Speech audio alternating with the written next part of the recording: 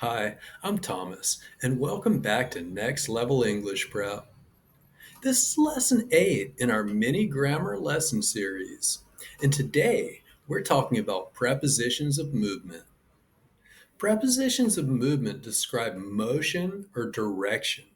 These are words like to, through, across, past, into, out of, up, and down.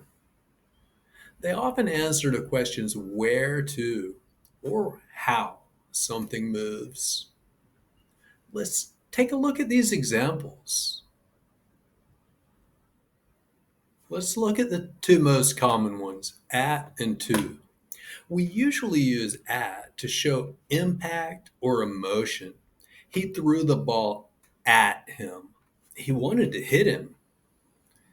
She shouted at me. Shouted shows strong emotion. Maybe she was angry. To just shows direction or movement towards something with no impact. He threw the ball to him so he could catch it. She spoke to me. Speaking is neutral communication, so we use to. Let's look a little closer at to, into, and onto. To shows movement in the direction of a place. I went to the store. We use into when we talk about entering an enclosed space. He ran into the house. The house is closed, so we use into. And onto is when there's movement to a surface. She climbed onto the roof. Out of means leaving or exiting an enclosed space. They ran out of the building. Off means moving away from a surface. She jumped off the table.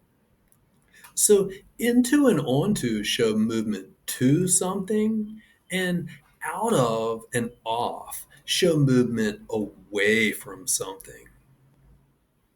These two show vertical direction.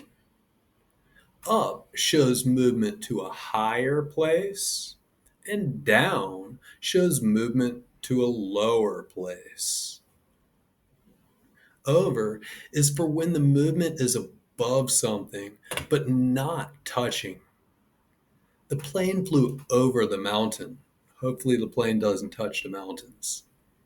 Under is for movement below something. They crawled under the table. These three are a little trickier. Around shows movement in a circular path. The earth circles around the sun. Along helps us talk about movement that follows a line or a path. He walked along the river. And across is how we talk about movement from one side to another. We ran across the road. These are great for describing paths and directions in everyday conversation. All right, last set of words. We can use through to talk about movement inside or within an enclosed space. She walked through the tunnel. She did not stay in the tunnel. She entered one side and left the other side. Past is for movement beyond something. He walked past the store. He didn't stop at the store. He continued walking. And finally, from to talks about the start and end of a movement. We drove from New York to Boston. So we started in New York and we finished in Boston. Okay, now see if you can find the errors with the prepositions in these sentences. Pause the video for a few seconds to think. Did you find all the errors? Now, complete each of these sentences with the correct preposition of movement. Pause the video again. I bet you got most of them right.